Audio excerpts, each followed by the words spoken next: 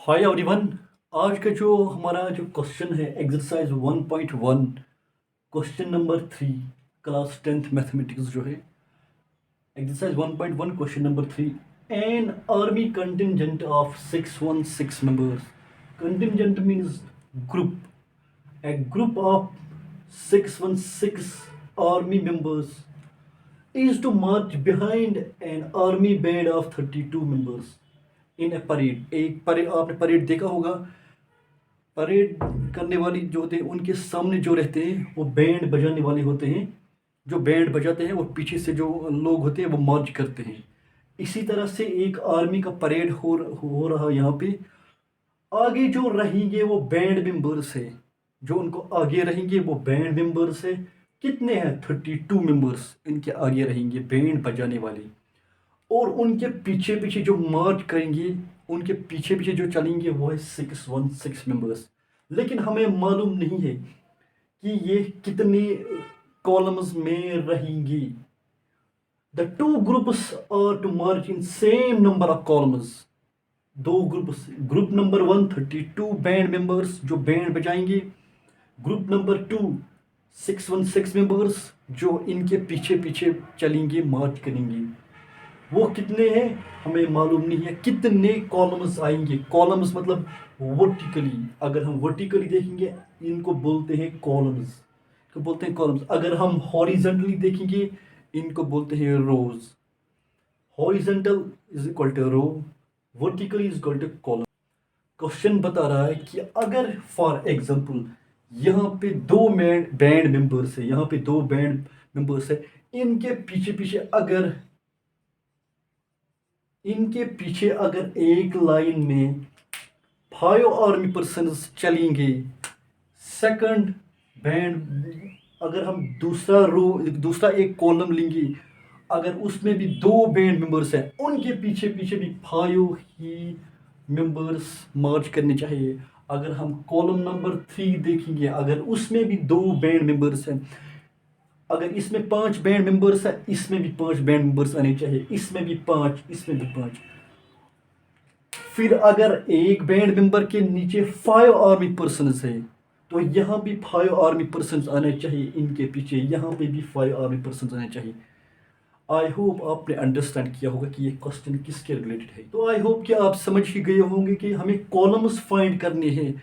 हर किसी band member के साथ एक कॉलम में कितने रहेंगे, हमें नंबर ऑफ कॉलम्स देखना है। 616 मेंबर्स को एडजस्ट करना है इन 32 बैंड मेंबर्स के नीचे। 32 बैंड मेंबर्स के नीचे इन 616 आर्मी मेंबर्स को एडजस्ट करना है। वो हर किसी कॉलम में सेम आना चाहिए और वही नंबर ऑफ कॉलम्स हमें फाइंड करना है। एक और एग्जांपल से ये क्वेश्चन समझते हैं। फॉर एग्जांपल अगर हमारे पास 6 बैंड मेंबर्स है, जो बैंड बजाते हैं वो 6 मेंबर्स है, उनके पीछे पीछे जो लोग चलेंगे, मार्च करेंगे, वो सिर्फ 10 है। अगर मैं इस तरह से बनाऊं, फॉर एग्जांपल 6 बैंड मेंबर्स ऐसे रहेंगे, 1 2 3 4 5 6, ये आगे रहेंगे। इनके पीछे पीछे ये 10 आदमी चलेंगे। 1 2 3 4 5 6 7 8 9 10। इसका मतलब ये है इस बैंड पर्सन के साथ दो आर्मी पर्सन है, इस बैंड पर्सन के साथ भी दो आर्मी पर्सन है, इस बैंड पर्सन के साथ भी दो आर्मी पर्सन है। यहाँ तक सिर्फ दो दो है। यहाँ देखिए इस बैंड पर्सन के साथ सिर्फ एक ही है, तो ये दोनों खाली रह गई, ये दोनों खाली रह गई। हमें खाली नहीं रहना चाहिए। इसी तरह से हमें एडजस्ट करना है। हमको इस तरह से एडजस्ट करना है। ये 32 में ये 616 मेंबर्स इन 32 बैंड मेंबर्स के साथ कि कोई भी कॉलम जो है वो खाली नहीं रहना चाहिए। और हमको फाइंड करना है कि कितने कॉलम्स आएंगे। अगर हम जो मैंने अभी आपको एग्जांपल दिखाई, अगर हम उसी एग्जांपल को फॉर एग्जांपल अगर बैंड मेंबर्स 6 हैं, आर्मी पर्सन 10 है। पहले मैंने इनको 6 जो है कॉलम्स बनाई, 6 कॉलम्स बनाई, उनमें 2 खाली रहते थे। पहले मैंने 6 कॉलम्स बनाए, उनमें 2 जो है वो खाली रहते थे। अब मैं ट्राई करूंगा एक और ट्राई। अगर मैं इनको सिर्फ 2 कॉलम्स बनाऊंगा, 1 2 3 4 5 6, ये बैंड मेंबर्स है, सिर्फ 2 कॉलम बनाए मैंने। इनके पीछे पीछे इन आर्मी वालों को चलना है, 1 2 3 4 6 7 8 9 10। देखो आप ये इसमें देख सकते हैं कि कोई भी जो कॉलम है वो खाली नहीं रहा। इसमें भी 3 बैंड मेंबर्स और 5 आर्मी पर्सन आए। इसमें भी 3 मेंबर्स बैंड मेंबर्स और इसके पीछे 5 आर्मी पर्सन आई। इसी तरह से हमें इस क्वेश्चन को सॉल्व करना है। जो दोनों में कॉमन होगा, क्योंकि यहाँ पे बता रहे हैं what is the maximum number, जो मैक्सिमम नंबर आएगा, मैक्सिमम नंबर ऑफ कॉलम्स, वो मैक्सिमम का मतलब क्या है, maximum is equal to HCF। हमें HCF फाइंड करना है, जो दोनों में कॉमन होगा, जो दोनों में कॉमन होगा वही नंबर ऑफ कॉलम्स आएंगे, जो दोनों में कॉमन होगा। फॉर एग्जांपल 6 और 10 का मैं HCF निकालता हूं पहले। 2 3 जार 6, 3 1 जार 3। 6 का क्या आया, 2 इंटू 3 इंटू 1। अब मैं 10 का ये जो है ये प्राइम फैक्टर्स निकालता हूं मैं। अब मैं 10 के प्राइम फैक्टर्स निकालता हूं। 2 5 जार 10, 5 1 जार 5। 10 का क्या आया, प्राइम फैक्टर्स 2 इंटू 5 इंटू 1। जो दोनों में कॉमन होगा, जो दोनों में कॉमन होगा वही इसका नंबर ऑफ कॉलम्स आएंगे। HCF का मतलब है हाईएस्ट कॉमन फैक्टर, जो दोनों में कॉमन होगा वो 2 है। इसमें भी 2 है, इसमें भी 2, इसमें 3 है, इसमें नहीं, इसमें 5 है, इसमें नहीं, तो इसलिए सिर्फ 2 आएगा, 2 कॉलम्स।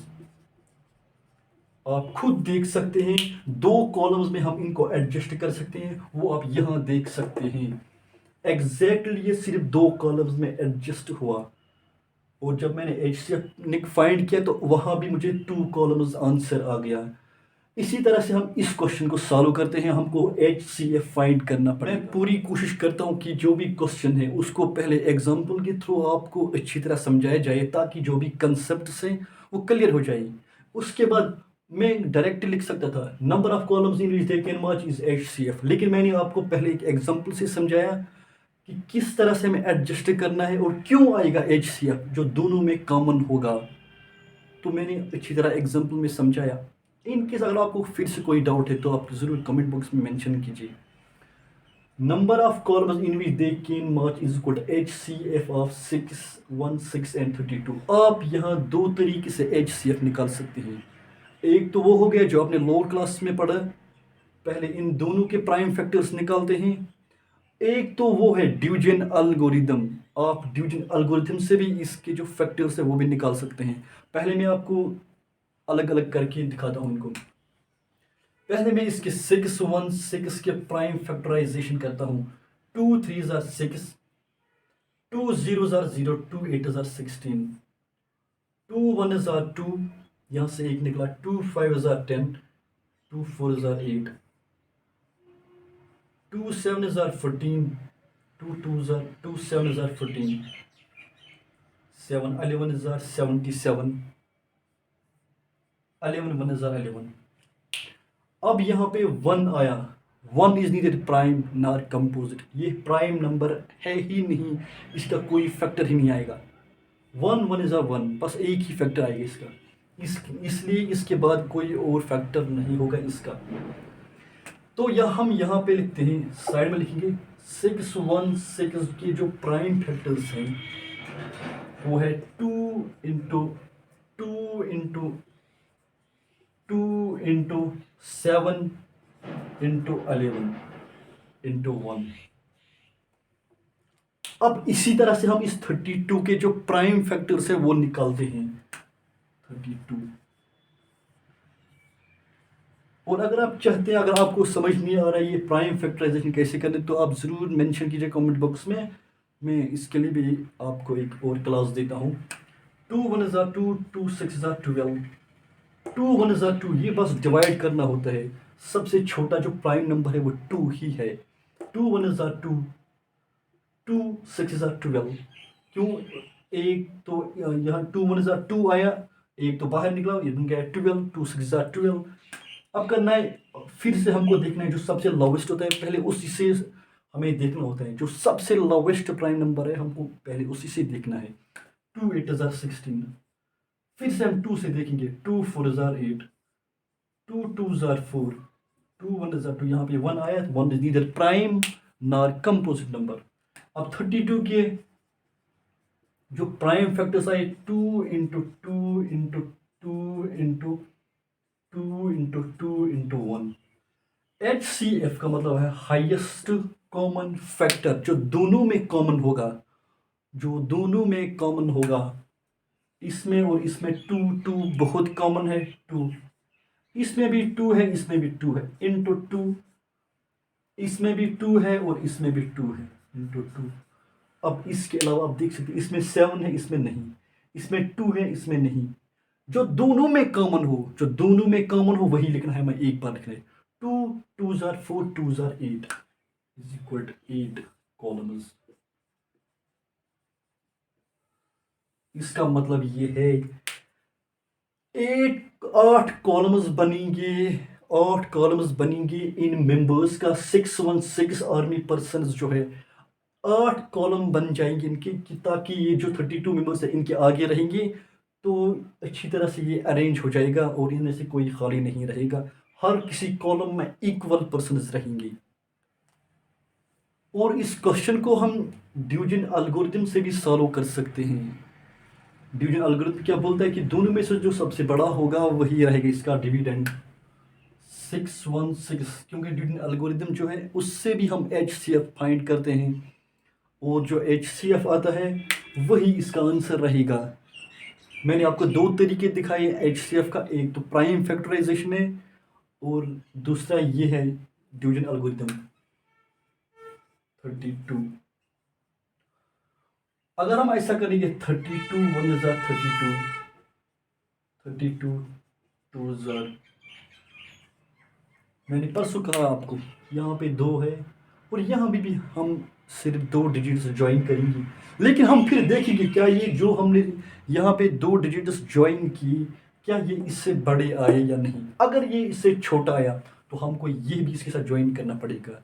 ये डिवीजन के रूल्स में भी आपको साथ साथ बताता हूँ। 32 1 32, 32 2 64, तो 64 नहीं आएगा, इससे बड़ा बन जाएगा वो। 32 1 32, 11 minus 2 9, 5 minus 3 29, 2 minus 3 5। अब हम खुद देख सकते हैं यहाँ पे रिमाइंडर जो है वो 0 नहीं आया, लेकिन यहाँ पे हमारे पास ऑप्शन है। अभी यहाँ पे हमारे एक ऑप्शन है, हम इसको नीचे ला सकते हैं 6, हम इसको नीचे ला सकते हैं ताकि ये जो है ये इससे बड़ा बन जाए, ये जो है ये है इससे बड़ा बन जाए। ये फिर इसके लिए बनेगा डिविडेंड और ये बनेगा इसका डिवाइजर। तो करना है 32, यहाँ पे ऐसा नंबर मल्टीप्लाई करना है, या तो वहाँ 296 आना चाहिए, यही डिविडेंड आना चाहिए यहाँ पे। अगर उसमें 296 ना हो तो हम देखेंगे इसके जो नीचे वाला नंबर है वो आना चाहिए। 32 इंटू 9, 288 जो है वो इससे नीचे बनता है। 32 इंटू 9, 288, तो बन गया यहाँ पे 8। अब हम देखते हैं यहाँ पे हमारे पास कोई ऑप्शन नहीं है, यहाँ पे हमारे पास कोई ऑप्शन नहीं है, कोई डिजिट नहीं है हम इसको नीचे ला सकें ताकि ये बड़ा बन जाएगा इससे। ये जो है ये यहाँ पे रिमाइंडर आया, remainder is not equal to 0। मैंने परसों बताया जब रिमाइंडर 0 नहीं आता है तो हमको फिर से डिवीजन एल्गोरिथम करना है, इसका और इसका। जो दोनों में से बड़ा होगा वही बनेगा डिविडेंड। 32 8 4 32, 0। इस स्टेज पे रिमाइंडर 0 आया, और जिस स्टेज पे रिमाइंडर 0 आएगा वहाँ पे जो डिवाइजर होगा वही इसका HCF होगा। Therefore HCF is equal to 8, is equal to 8 columns बनेंगी इसकी। हमारे पास जो एक्सरसाइज 1.1 का जो क्वेश्चन नंबर 4 है वो ये है, use Euclid's division lemma to show that square, it's not cube, the square of any positive integer is of the form 3m plus 1 for any positive integer. यहाँ पे dividend, divisor, remainder for any integer n. मैंने आपको परसों बताया, हमें मालूम नहीं है कि वो पॉजिटिव इंटीजर जो है वो हमें मालूम नहीं है, हमको फाइंड करना पड़ेगा। वो जो चीज़ हमें फाइंड करना होगा हम उसको किसी भी अल्फ़ाबेट से रिप्रेजेंट कर सकते हैं। हम यहाँ पे ए भी लिख सकते थे, बी सी डी कोई भी नंबर ले सकते हैं। तो इसने वहाँ से ही इसको रिप्रेजेंट किया है, उस पॉजिटिव इंटीजर को जो हमें फाइंड करना है, square of that positive integer जो हमें फाइंड करना है उसको इसने रिप्रेजेंट किया है n से। हम भी लिखेंगे let the positive solution, let the positive integer be n। वहां से जो लिखा है हमने भी वही लिखा। अकॉर्डिंग टू डिवीजन लेम्मा हम जानते हैं इसकी जो इक्वेशन है वो क्या है, n is equal to b q plus r. मैंने यहाँ पे a क्यों नहीं लिखा इस टाइम, क्यों मैंने यहाँ पे रिप्रेजेंट किया ये n से। अगर मैं यहाँ a से लिखता, यहाँ a से रिप्रेजेंट करता तो मैं यहाँ भी a लिखता। मैंने उस पॉजिटिव इंटीजर को n से जो है रिप्रेजेंट किया तो इसलिए मैंने यहाँ पे n लिखा। n is equal to b q plus r, dividend is equal to divisor into coefficient plus remainder, divisor into coefficient plus remainder. n is equal to b q plus r, 0 is less r equal to r is less than b। हम यहाँ पे लिख सकते हैं n is equal to b क्या है यहाँ पे 3, डिवाइजर क्या है यहाँ पे 3 q plus r, 3q plus r, 0 is less r equal to r is less than b। इसका मतलब 0 is less r equal to r is less than b, r is less than b का मतलब क्या है यहाँ पे 3, divisor b का मतलब है 3। तो हम r का कौन कौन सा वैल्यू ले सकते हैं यहाँ पे, अगर r is 0 is less r equal to r is equal to 0, r is greater than 0, इसका मतलब है r इज इक्वल टू 0, पहले आएगा 0 फिर आएगा 1 फिर आएगा 2, 3 नहीं आ सकता है। क्यों, ये यहाँ पे less than 3, r is less then 3। तो हम r की जगह, इस r की जगह ये वैल्यूज डाल सकते हैं। n is equal to r is equal to 0, n is equal to, अगर हम r पहले इसमें 0 लेते हैं तो n किसके बराबर आएगा, n is equal to 3q plus 0 is equal to 3q। अब हम दूसरी जो है 1 डालेंगे, r is equal to 1, n किसके बराबर बनेगा 3q प्लस r की जगह डालना है 1 is equal to 3q plus 1। ठीक है, r is equal to 2, r is equal to 2, तो n की जगह क्या आएगा, n is equal to 3q plus 2, n is equal to 3q plus 2। हमें क्या फाइंड करना, हमने सिर्फ ये जो इंटीजर्स है वो पॉजिटिव इंटीजर्स वही फाइंड किया बस, और कुछ नहीं। लेकिन हमें शो करना है स्क्वायर ऑफ, हमें इनका स्क्वायर करना है। जो इंटीजर्स हमें हमारे पास आए उसका हमें स्क्वायर करना है। नाउ स्क्वायरिंग, इनका स्क्वायर करना है। पहले हम ये वाली इक्वेशन लाते हैं, n square is equal to, इसका भी स्क्वायर करना है जो इसको लास्ट वाला आंसर है। n is equal to 3q, पहले मैं इसलिए n is equal to 3q जब हम इसका स्क्वायर करेंगे तो वो ये बनेगा। किसको स्क्वायर करना है? ये जो पॉजिटिव इंटीजर्स हमारे पास आए इनका हमें स्क्वायर करना है। n is equal to 3q। पहले n का स्क्वायर करेंगे। n square is equal to 3q square. पहले हम ये सॉल्व करते हैं। वो क्या आएगा? 3 3 9, क्योंकि ये स्क्वायर जो है ये 3 का भी है, ये इस q का भी है। 9q square. अगर हम 3 कॉमन लेते हैं, जो क्वेश्चन में दिया गया है 3 जो है हम कॉमन लेते हैं तो अंदर क्या बचेगा? अगर हम इस 9 से 3 कॉमन लेते हैं तो अंदर क्या बचेगा? 3 3 9 q स्क्वायर। इसको हम किसके बराबर लेंगे? m के बराबर। वही बन गया 3m। आई होप आप अंडरस्टैंड। मैंने क्या किया यहाँ पे, जो भी हमारे पास यहाँ इंटीजर्स आई, पहला ये, फिर ये, फिर ये, इनका हमें स्क्वायर करना है। इनका हमें स्क्वायर करना है। पहले मैंने इसका स्क्वायर किया, n square is equal to 3q square. वही बन गया यहाँ पे 3 3 9 q square is equal to.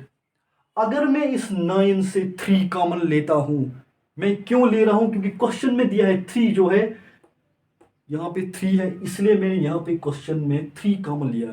अगर 2 होता मैं 2 ही लेता, 4 होता तो 4 ही लेता। यहाँ पे 3 था तो मैंने भी यहाँ पे 3 कॉमन लिया।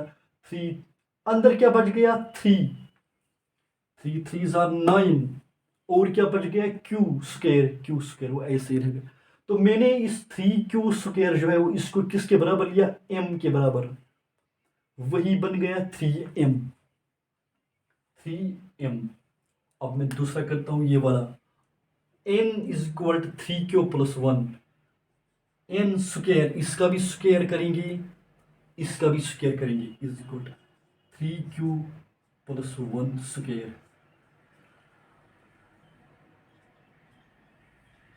ये बन गया a प्लस, मैथमेटिक्स में एक फॉर्मूला है, a प्लस बी का होल स्क्वायर।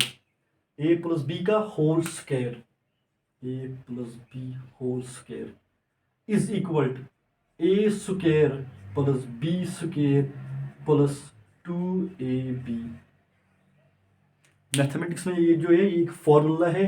अगर दो नंबर्स होंगे a प्लस बी का होल स्क्वायर, a इसको मैंने a लिया, इसको मैंने b लिया, इसका स्क्वायर किसके बराबर होता है? a square plus b square plus 2ab। a क्या है इसमें? 3q। मैं 3q का पूरा स्क्वायर लेता हूं, प्लस b क्या है यहाँ पे? इसमें क्या है? b 1, तो मैं 1 का स्क्वायर लेता हूं, प्लस 2 तो यहाँ पे ऐसी है, इनटू a क्या है? 3q इनटू b क्या है? 1। ये a है, ये b है, इनटू 1। 3 3 का square 9, q square is equal to q square plus 1 square 1 plus 2 3 6, 2 3 6, 6 1 6, and there is q, 6q। अगर मैं इससे भी 3 कॉमन लेता हूं, इस इक्वेशन से भी 3 कॉमन लेता हूं, 3, तो अंदर क्या बच गया? 3 3 3 9, तो यहाँ पे 3 आना चाहिए। 3 3 9, q स्क्वायर ऐसे ही रहेगा, प्लस 1 प्लस 3 को यहाँ पे क्या करेंगे? मल्टीप्लाई, क्योंकि ये जो 3 है मैंने इससे भी कॉमन लिया, इससे भी कॉमन लिया, लेकिन ये जो है ये वहां ही रहेगा। मैंने इससे भी 3 कॉमन लिया तो वो बन गया 3 2 6q। ए स्क्वायर जो है वो हमेशा पहले होता है मैथमेटिक्स में, पहले ए स्क्वायर, पहले स्क्वायर वाला, फिर उससे नीचे वाला। अगर क्यूब होगा तो पहले क्यूब लिखना है फिर स्क्वायर। इस तरह हम पहले यहाँ पे स्क्वायर लिखेंगे, जो कांस्टेंट होता है वो हमेशा पीछे लिखते हैं, हम लास्ट पे लिखते हैं। जो कांस्टेंट होता है वो हम लास्ट पे लिखते हैं। 3 पहले आएगा स्क्वायर वाला, उसके बाद 1 जिसका कुछ नहीं हो, प्लस 2q प्लस 1। अगर मैं 3q स्क्वायर प्लस 2q इसको m के बराबर लेता हूँ, मैं यहाँ पे लिख के रखता हूँ, इसको मैं m के बराबर लेता हूँ तो यहाँ पे क्या बन जाएगा, 3m प्लस 1, 3m प्लस 1। मैंने इसको m के बराबर लिया, इसलिए ऐसे बन गया 3m प्लस 1। अब हमारे पास जो लास्ट वाला बच गया r is equal to n is equal to 3q plus 2, मैं इसको नहीं लूँगा, क्यों, मुझे सिर्फ 3m और 3m प्लस 1 दिखाना था, वो मैंने यहाँ पे दिखाया, 3m और यहाँ पे 3m प्लस 1 है। यही थे पॉजिटिव इंटीजर्स। अब हमारे पास जो नेक्स्ट क्वेश्चन है एक्सरसाइज 1.1 का, use Euclid's division lemma to show that the cube of any positive integer is of the form 9m। उस क्वेश्चन में हमको क्या बनाना था, 3m प्लस 1, लेकिन इस क्वेश्चन में हमें बनाना है 9m plus 1 for any integer, for any positive integer. ये इंटीजर जो है ये मुझे मालूम नहीं है, हमें उस इंटीजर को इस फॉर्म में लाना है, किस इंटीजर को, जो हमें मालूम ना है नहीं है। मैंने पहले ही कहा, जो चीज़ हमें मालूम ना हो उसको हम रिप्रेजेंट करते हैं किसी वेरिएबल से या किसी भी अल्फ़ाबेट से। Let solution, let the positive integer B equal to A. अगर मैं ए के बराबर रखूं उसको, मुझे कंटिन्यू करना है और इसका क्यूब करके ये जो फॉर्म्स है इन फॉर्म्स में लाना है according to Euclid's division lemma. According to Euclid's division lemma, this a is equal to bq plus r, 0 is less or equal to r is less than b। मैंने उस question में भी ऐसे ही किया, जो यहाँ पे b था, divisor into coefficient plus remainder, bq plus r, bq इसका मतलब b जो है वो 9 के बराबर है। अगर मैं इस b को 9 के बराबर लेता हूँ तो वो ये बहुत ही लॉन्ग प्रोसेस चला जाएगा, और ये लॉन्ग प्रोसेस चला जाएगा और जो सॉल्यूशन है शायद गड़बड़ हो जाएगी उसको आंसर करने में। तो हम ऐसा करते हैं, ये जो b है यहाँ पे ये इसके बराबर है, अगर हम ऐसे लिखेंगे b स्क्वायर, b का हम स्क्वायर करेंगे, b square is equal to, अगर मैं ऐसे लिखूं b इज इक्वल टू 9, अगर मैं ऐसे लिखूं b इज इक्वल टू 9, जो यहाँ पे है ये b divisor b is equal to 9, मैं ऐसा भी लिख सकता हूं b square is equal to 3 square, right. अगर मैंने लिखा b इज इक्वल टू 9, अगर मैं इसी b का स्क्वायर करूं, b square is equal to 3 square, 3 3 जा 9, ये स्क्वायर और ये स्क्वायर कैंसिल हो जाएगा, therefore b is equal to 3। तो हमें b किसके बराबर लेना है, 3 के बराबर। b किस के बराबर हमें लेना है, 3 के बराबर। तो मैं ऐसे लिखूंगा a is equal to 3q। मैंने उस क्वेश्चन में 3 के बराबर लिया, लेकिन इस क्वेश्चन में बराबर 9 के बराबर नहीं ले सकता हूँ क्योंकि ये बहुत लंबा प्रोसेस चला जाएगा। अगर मैं फिर, इसलिए मैंने ये किया, ये जो b है बी क्यू प्लस आर, इसका मतलब b जो है वो यहाँ पे 9 है, वही लिखा मैंने b इज इक्वल टू 9। अगर मैं b का स्क्वायर करूँ, b का स्क्वायर इज इक्वल टू 3 का स्क्वायर, दोनों साइड स्क्वायरिंग की, स्क्वायर और स्क्वायर कैंसिल हो जाएगा, b इज इक्वल टू 3, इसका मतलब b किसके बराबर लेना है, 3 के बराबर। अब हम इस इक्वेशन में डालेंगे, इस इक्वेशन में डालेंगे a is equal to b q plus r, b क्या है 3 क्यू प्लस आर। अब हम फाइंड करेंगे ये जो r है, ये जो r है इसकी वैल्यू क्या क्या हो सकती है। 0 इज लेस और equal to r is less than b क्या निकाला मैंने 3, इसका मतलब r की वैल्यू क्या क्या हो सकती है 0 से 2 तक, 0 1 2, बस इतना ही हो सकता है, 3 नहीं आएगा। क्यों, r इज लेस देन 3 के नीचे ही है। r is equal to 0 greater than 0, equal to 0 greater than 0, लेकिन 3 से नीचे। तो हम ये r की जो वैल्यूज है इस इक्वेशन में डालेंगे एक एक करके। a is equal to 3q plus, पहले हम r is a is equal to 3q plus r, if अगर r की वैल्यू 0 के बराबर हो, if r is equal to 0, इस इक्वेशन में क्या आएगा, a is equal to 3q plus 0, वो बनेगा 3q। a is equal to 3q plus 0, पहले 0 आएगा यहाँ पे। इफ r इज इक्वल, अगर मैं 1 के बराबर लेता 1, इसका मतलब इस इक्वेशन में क्या आएगा, a is equal to 3q plus r की जगह क्या आएगा 1 is equal to 3q plus 1। r is equal to 2, अगर मैं r 2 के बराबर लेता, if r is equal to 2, a is equal to 3q plus 2, 3q plus 2 is equal, हमें हमारे पास जो पॉजिटिव इंटीजर आया वो ये है।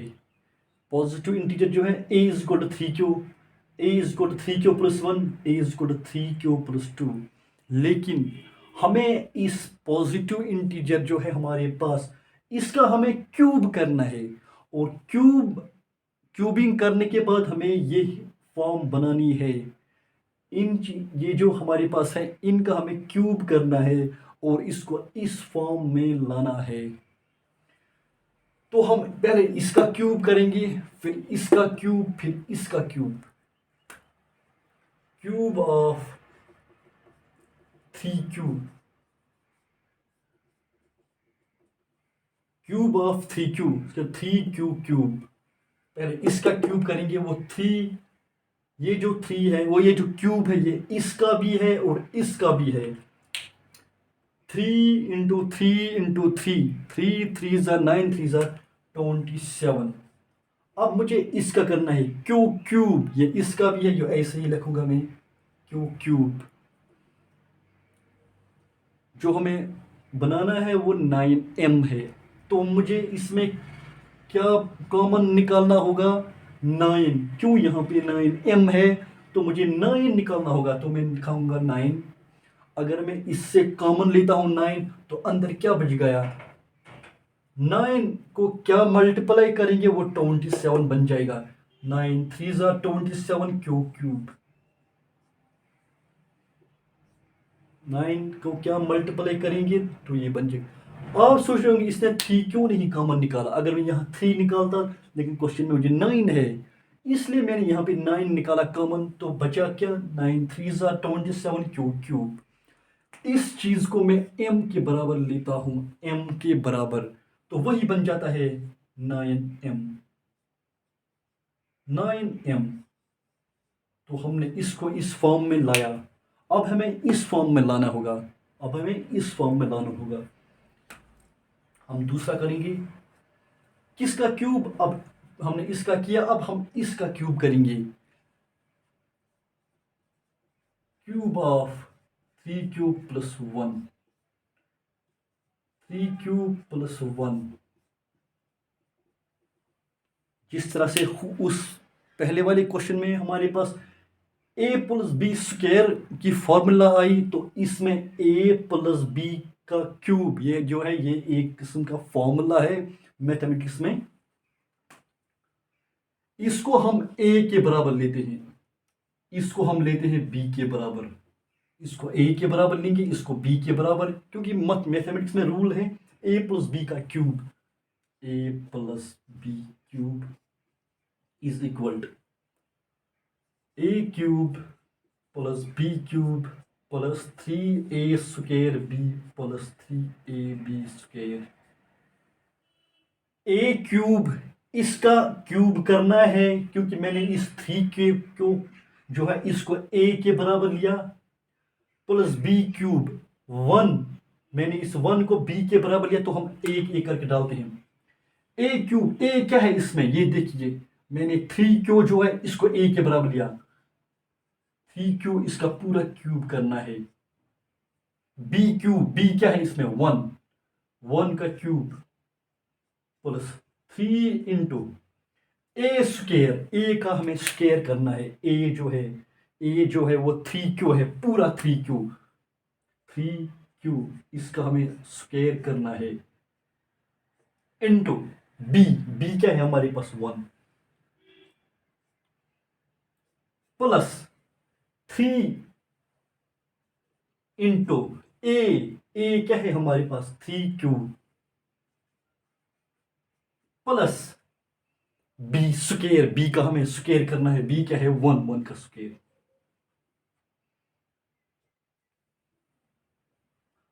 इस ब्रैकेट को हम पहले सॉल्व करेंगे क्योंकि इसके ऊपर स्क्वायर है। 3 इंटू 3, ये स्क्वायर 3 का भी है, ये स्क्वायर क्यू का भी है। 3 इंटू 3, 3 3 आर 9, हम इस 3 को ऐसे लिखेंगे, इंटू 3 3 आर 9, इन 9 Q into Q, Q square into 1, plus हम इसको यहां डायरेक्ट कर सकते हैं क्योंकि यहां पे ब्रैकेट नहीं है। 3 3 आर 9 क्यू, 9 क्यू, वो बन गया 27 Q cube plus 9 Q square plus 9 Q,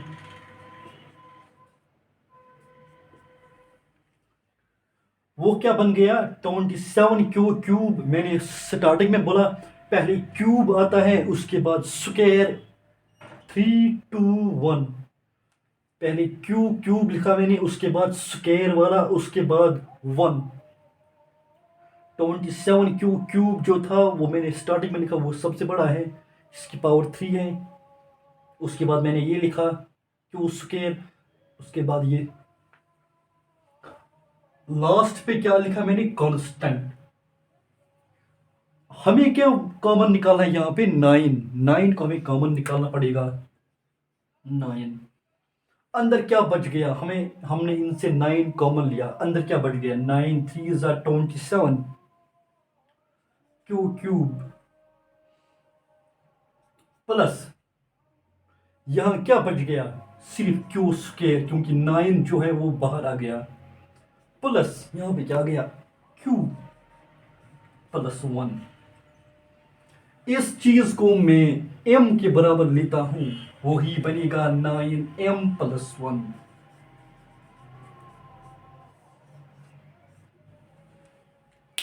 9m plus 1। अब हमें इसका भी क्यूब करना होगा। पहले हमने इसका क्यूब किया तो हमारे पास 9m आया, 9m। इसका भी हमने क्यूब किया तो फिर हमें 9m प्लस 1 आया। अब जो दूसरा है 9m प्लस 2 आना चाहिए, इसलिए हमें इसका भी करना है ताकि हमें 9m प्लस 2 फॉर्म आ जाए। चलो हम इसका क्यूब करते हैं। Cube of 3q plus 2, 3q plus 2 का क्यूब। अभी मैंने आपको एक फॉर्मूला बताई, a प्लस बी का क्यूब, a प्लस बी का क्यूब। इसको हम लेते हैं ए के बराबर 3q को, इस 2 को लेते हैं बी के बराबर। ए प्लस बी का क्यूब, जो अभी मैंने आपको फॉर्मूला बताई, ए प्लस बी का क्यूब वो होता है A cube plus B cube plus 3a² B plus 3ab², इसके बराबर। अब हमें ये जो है यहाँ पे 3q है, इसको इसमें डालना है, जहां पे b आएगा वहां पे 2 डालना है। क्या है हमारे पास a क्यूब, क्या है 3q, इसको हम लेते हैं cube plus b cube, b क्या है यहाँ पे 2, का क्यूब करना है plus 3 into a² b, 3 into 3a², a का पूरा जो भी a है, a क्या है यहाँ पे 3q, यहाँ पे देखिए a क्या है 3q, इसका पूरा स्क्वायर लेना है। और b क्या है यहाँ पे 2 इंटू 2, फिर क्या है यहाँ पे प्लस 3a, 3 इंटू a क्या है यहाँ पे 3q प्लस, सॉरी प्लस नहीं आएगा क्यों, ये 3 इंटू ए इंटू बी स्क्वायर, 3 इंटू ए इंटू बी स्क्वायर, बी का स्क्वायर लेना है 2 का स्क्वायर लेना है। अब इसको सॉल्व करना पड़ेगा। 3 यहाँ पे जो क्यूब है ये इस 3 का भी है, ये क्यूब जो है ये इस क्यूब का भी है। 3 क्यूब, 3 इंटू 3 इंटू 3, 3 3 ज़ा 9, 3 ज़ा 27, Q into Q into Q, cube plus 2 2 ज़ा 4, इसका क्यूब है 2 इंटू 2 इंटू 2 हो गया 8 प्लस, मैंने अभी बताया आपको इसका हमें पहले ब्रैकेट सॉल्व करना पड़ेगा, फिर हम इसको मल्टीप्लाई करेंगे इसके साथ। ऐसा नहीं कि हम इसको डायरेक्ट मल्टीप्लाई करेंगे, क्यों, यहाँ पे इसके ये जो ये ब्रैकेट है इसके ऊपर स्क्वायर है, अगर स्क्वायर ऐसे होता तो हम इसको डायरेक्ट कर सकते थे, डायरेक्टली मल्टीप्लाई कर सकते थे, लेकिन इसके ऊपर स्क्वायर है यहाँ पे, पहले इस स्क्वायर को सॉल्व करना पड़ेगा। मैं 3 ऐसे ही लिखूंगा, पहले इसको सॉल्व करेंगे। 3 स्क्वायर, 3 इंटू 3, 3 3 ज़ा 9, 9 Q into Q, Q square into 2 ऐसे ही लिखेंगे प्लस, इसको हम देखिए इसका पहले स्क्वायर है, इसको भी हम डायरेक्टली मल्टीप्लाई नहीं कर सकते, क्यों, इस 2 पर स्क्वायर है, इसलिए हम इसको डायरेक्टली मल्टीप्लाई नहीं कर सकते। पहले इस स्क्वायर को सॉल्व करना होगा, मैं पहले ऐसे लिखूंगा 3 इंटू 3q इंटू 2 2 ज़ा 4, 27q क्यूब प्लस 8 प्लस, अब हम इसको डायरेक्टली मल्टीप्लाई कर सकते हैं क्योंकि किसी जगह पे ब्रैकेट नहीं है। 3 9 ज़ा 27, 3 2 ज़ा 6, 9 ज़ा 54, 54 यहाँ पे क्यू स्क्वायर है, ये इंपॉर्टेंट है, साथ साथ लिखना, प्लस 3 3 ज़ा 9, 9 4 ज़ा 36, 36 क्यू। अब मैंने आपको अभी समझाया कि अगर हमारे पास ऐसा होगा x cube plus 2 plus x square plus x, तो हमें सबसे पहले वो नंबर लिखना होगा जिसकी डिग्री सबसे ज्यादा होगी। इसमें क्या आएगा, पहले एक्स क्यूब, इसके बाद क्या आएगा एक्स स्क्वायर, इसके बाद क्या आएगा एक्स, ये जो कांस्टेंट है ये हम लास्ट पे लिखते हैं। Same is the case with this, पहले हम वो वाला नंबर लिखेंगे जिसकी सबसे हाईएस्ट डिग्री हो, 3 क्यू क्यूब, उसके बाद ये लिखेंगे क्यू स्क्वायर, उसके बाद लिखेंगे क्यू, और इस कांस्टेंट को लास्ट पे लिखते हैं।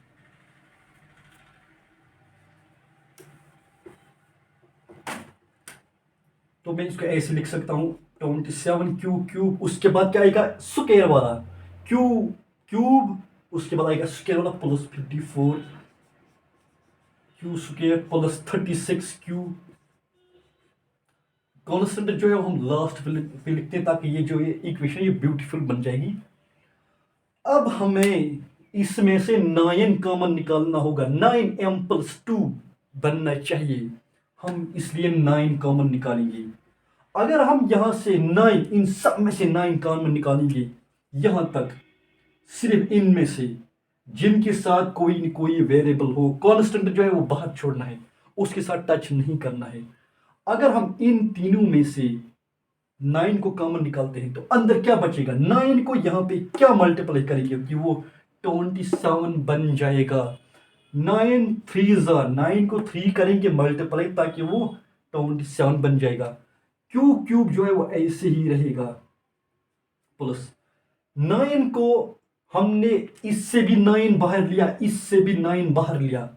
जब इससे 9 बाहर आ गया, यहाँ पे ब्रैकेट है, ब्रैकेट का मतलब है मल्टीप्लाई। 9 को क्या करेंगे मल्टीप्लाई यहाँ पे ताकि वो 54 के बराबर आ जाए। 9 6 54, क्यू स्क्वायर ऐसे रहेगा। इससे भी मैंने 9 जो है वो बाहर निकाला है। 9 को क्या मल्टीप्लाई करेंगे कि वो 36 बन जाएगा। 9 4 36 क्यूब प्लस 8।